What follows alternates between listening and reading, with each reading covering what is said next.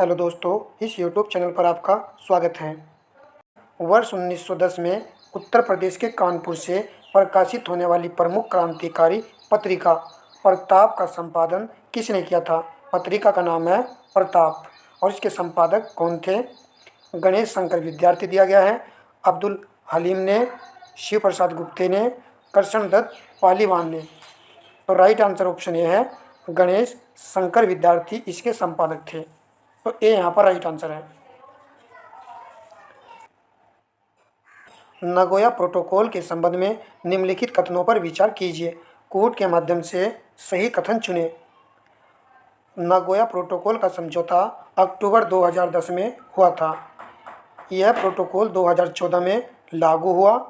इस समझौते का उद्देश्य जंगल, कोरल रीफ और जैव विविधता की रक्षा करना था।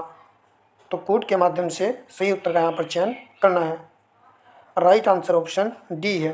1, 2 और 3 यहाँ पर सभी कथन सही है। तो नगोया प्रोटोकॉल जो समझौता था वो अक्टूबर 2010 में हुआ था और लागू 2014 में हुआ था, और जिसका उद्देश्य था जैव विविधता की रक्षा करना। सभी जो अच्छे लेवल के प्रश्न ही सेलेक्ट किए हैं। प्रश्न नंबर नेक्स्ट है, सूची फर्स्ट को सूची सेकंड से सम्मिलित करें तथा नीचे दिए गए कोड की सहायता से सही उत्तर चुनिए। सूची फर्स्ट में शाखा दी गई है और सूची सेकंड में अध्ययन दिया गया है। हर्पेटोलॉजी शाखा में अध्ययन किया जाता है उभयचर सरीसृपों का अध्ययन। ए का यहाँ पर 2 आएगा। डर्मेटोलॉजी में इंपॉर्टेंट है, बहुत बार परीक्षा में पूछा जाता है, त्वचा का अध्ययन इसके अंतर्गत किया जाता है, तो बी का 1 आएगा। एंथ्रोलॉजी फूलों का अध्ययन इसमें किया जाता है, सी का 3। और एंटोमोलॉजी में कीटों का अध्ययन किया जाता है, तो डी का 4 आएगा। 2, 1, 3, 4। तो right answer option 2, 1, 3, 4 option B यहाँ पर राइट आंसर है आपके प्रश्न का। प्रश्न नंबर नेक्स्ट, निम्नलिखित युग्मों में से कौन एक सही सुमेलित नहीं है? विटामिन और विटामिन की कमी से होने वाला रोग यहाँ पर दिया गया है। 1% जो 100% परीक्षा में विटामिन से बनता ही है। विटामिन ए की कमी से जीरोपैथेलिया रोग होता है, जो कि यह रोग आँख से संबंधित है। विटामिन B2 की कमी से किलियोसिस रोग दिया गया है यहाँ पर, और विटामिन B12 घातक रक्त क्षीणता रोग होता है। विटामिन ई की कमी से चर्म रोग यहाँ पर दिया गया है। तो सही सम्मिलित नहीं है ऑप्शन डी, विटामिन ई की कमी से चर्म रोग नहीं होता है। विटामिन ई की कमी से कौन सा रोग हो जाता है? जनन शक्ति में जो है कमी आ जाती है इस रोग की कमी से।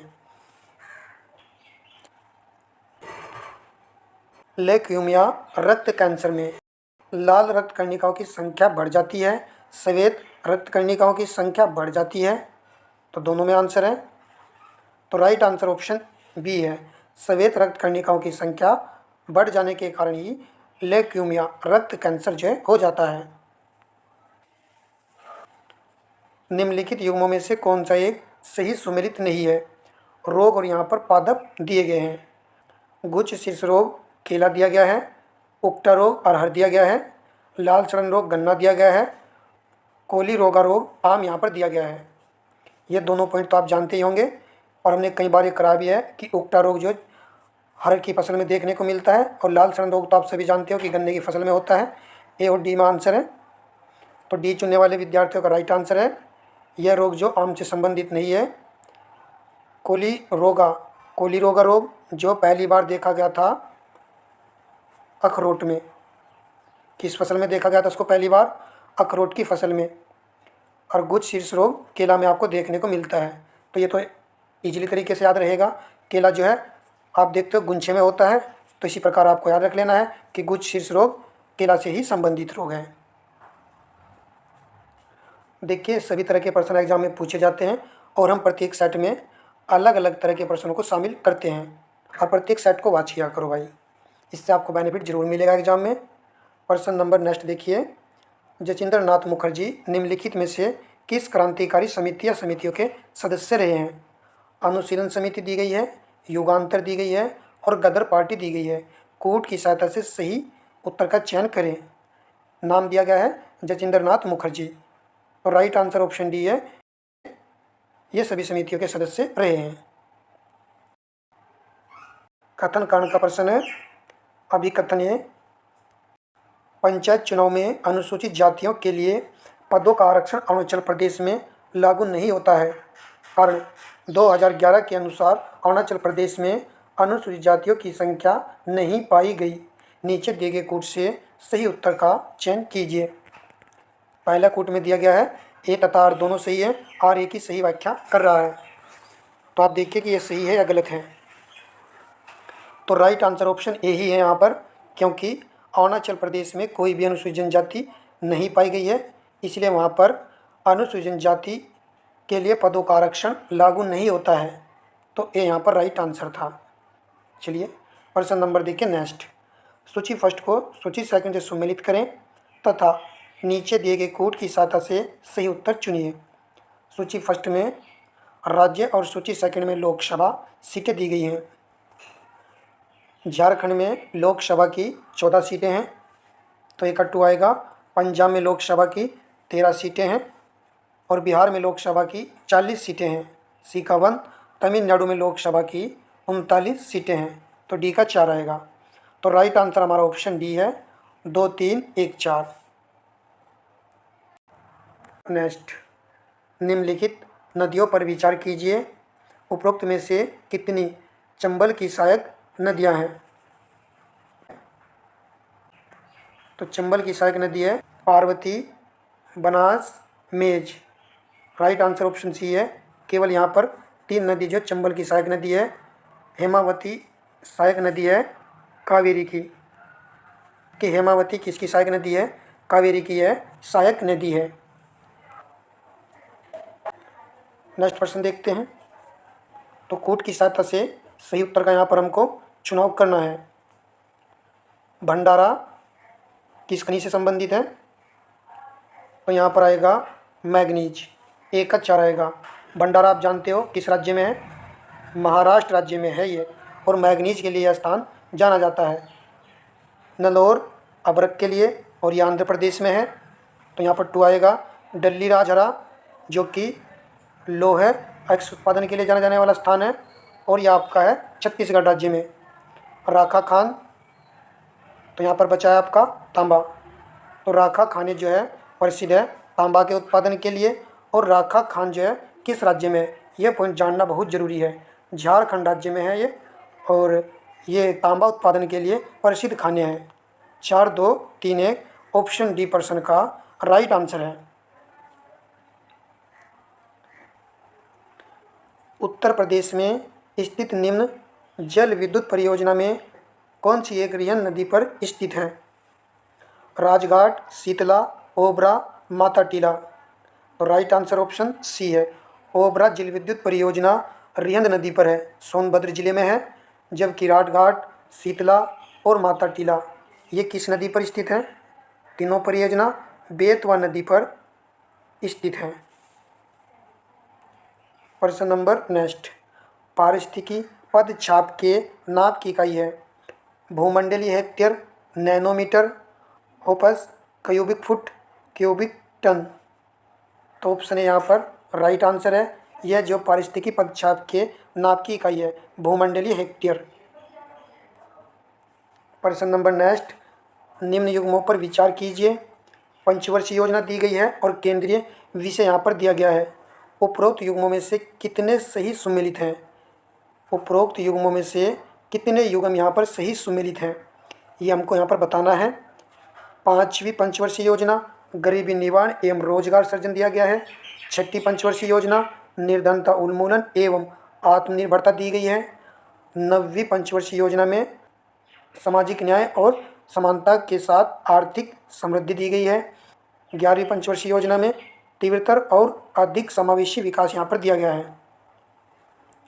तो यहाँ पर केवल 2 युग्म सुमेलित हैं, तीसरे वाला और चौथे वाला।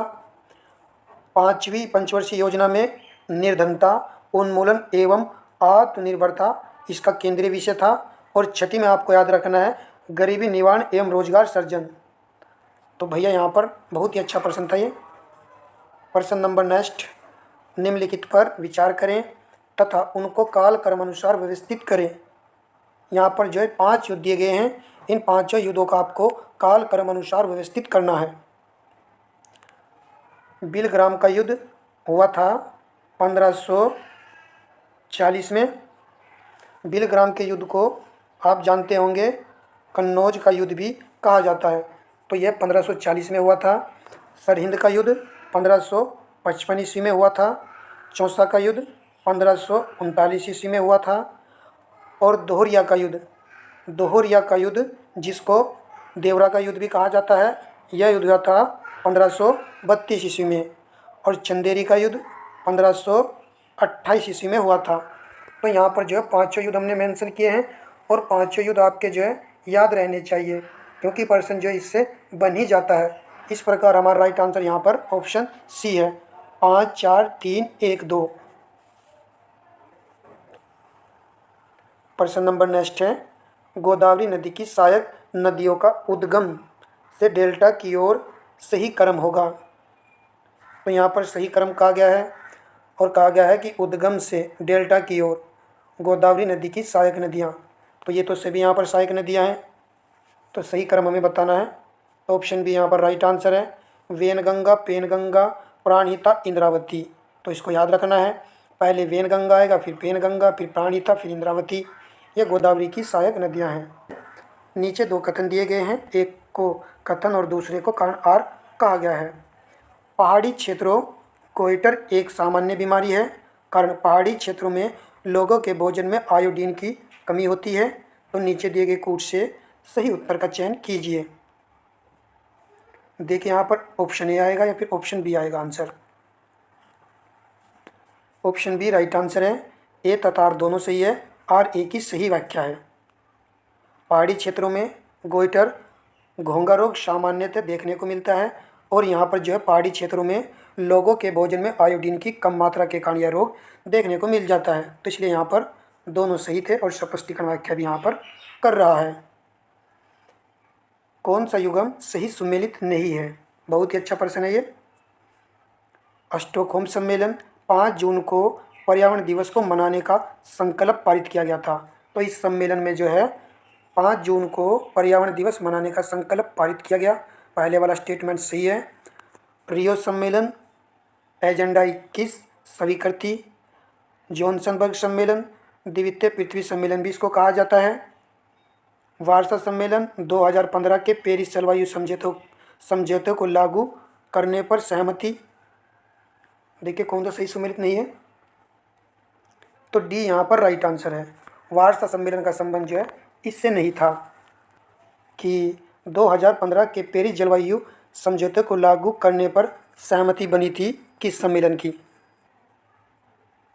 तो यह सम्मेलन था आपका काटोविस सम्मेलन था, जो कि 2018 में आया था।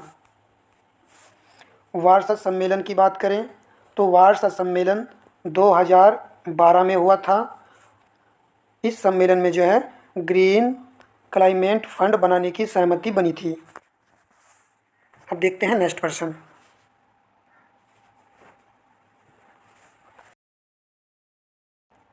निम्नलिखित पहाड़ियों को दक्षिण से उत्तर के क्रम में सजाइए। तो आपको दक्षिण से चलना है और उत्तर की ओर यहाँ पर चलना है। इनको सही क्रम में आपको सजाना है।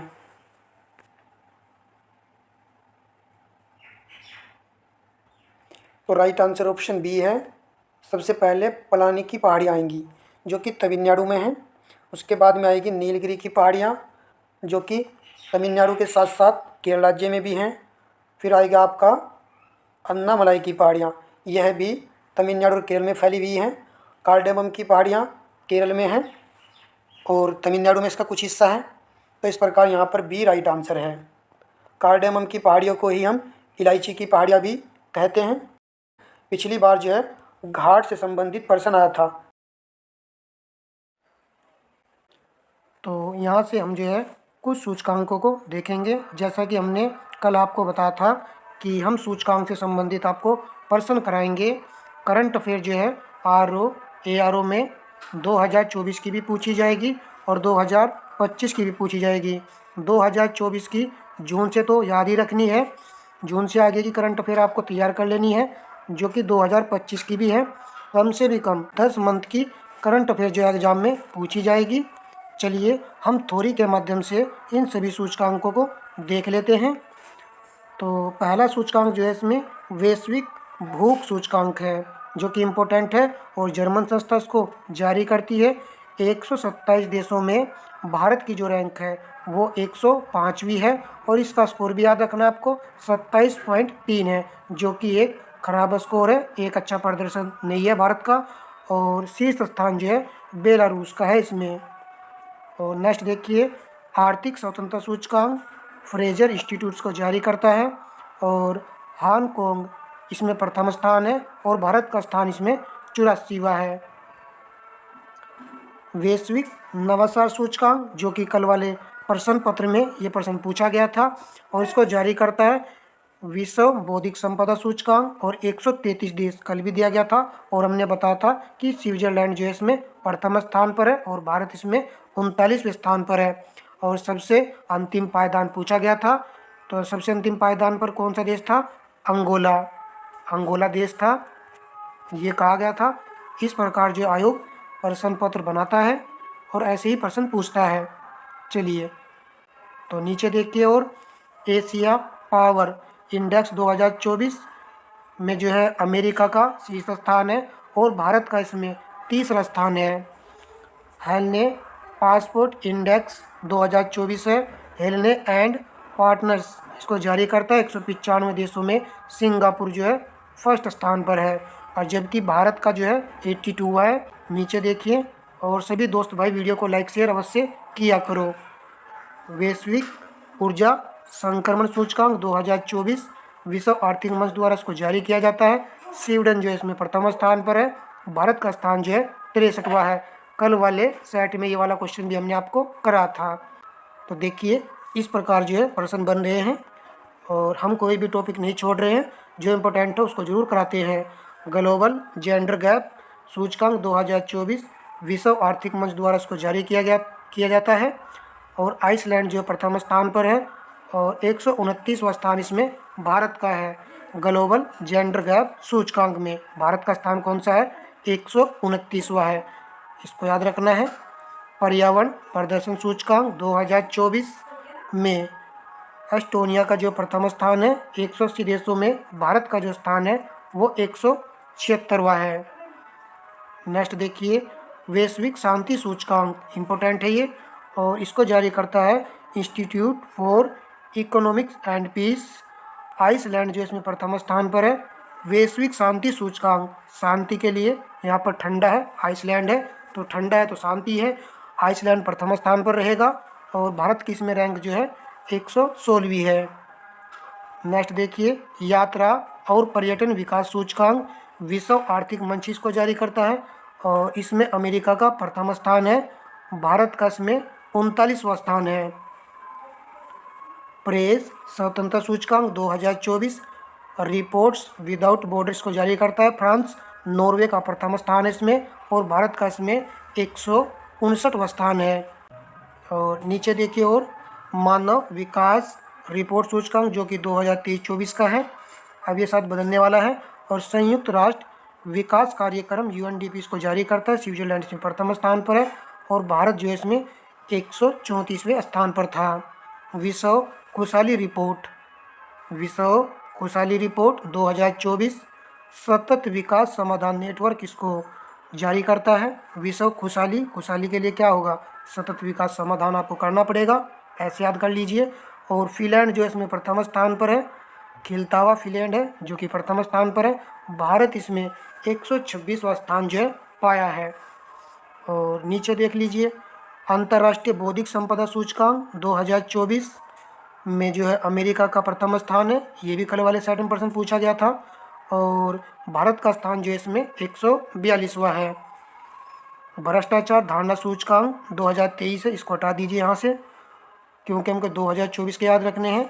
ग्लोबल फायर पावर रैंकिंग 2024 में ग्लोबल फायर पावर द्वारा इसको जारी किया जाता है और इसमें जो है अमेरिका का प्रथम स्थान है, भारत का इसमें जो है चौथा स्थान है। तो ग्लोबल फायर पावर रैंकिंग में चौथा स्थान है। जलवायु परिवर्तन प्रदर्शन सूचकांक 2025 है, ये 2025 में इसको जारी किया गया है। जर्मन वॉच एवं क्लाइमेट एक्शन नेटवर्क द्वारा जारी किया जाता है डेनमार्क जो है चौथे स्थान पर है। प्रथम जो है 3 स्थान शुरू के आपको खाली देखने को मिलेंगे और चौथा स्थान पर है डेनमार्क और 10वां स्थान जो है भारत देश का है। इम्पोर्टेंट रहने वाला है ये सूचकांक। और यहीं पर देख लीजिए, एक ये वाला भी देख लीजिए आप लगे हाथ, ग्लोबल यूनिकॉम इंडेक्स 2024 वुरन इसको जारी करता है। अमेरिका का इसमें प्रथम स्थान है और तीसरा स्थान जो है भारत देश का है। तो 2 में जो है भारत देश का तीसरा स्थान है और चौथा स्थान केवल ग्लोबल फायर पावर रैंकिंग में है, चौथा स्थान। ठीक है दोस्तों, इस प्रकार हमने यहाँ इम्पोर्टेंट कुछ सूचकांक थे जिनको कवर किया है। सेशन आपको जरूर पसंद आया होगा और पसंद आने पर दोस्तों वीडियो को शेयर अवश्य कर दिया करो अपने दोस्तों में, ताकि और भी विद्यार्थी जुड़ सके, क्योंकि हम जो आपको इम्पोर्टेंट क्वेश्चन ही कराते हैं। और यदि आप इनको तैयार कर लोगे तो रिजल्ट में आपको एक बेहतरीन प्रदर्शन देखने को जरूर मिलेगा। धन्यवाद दोस्तों।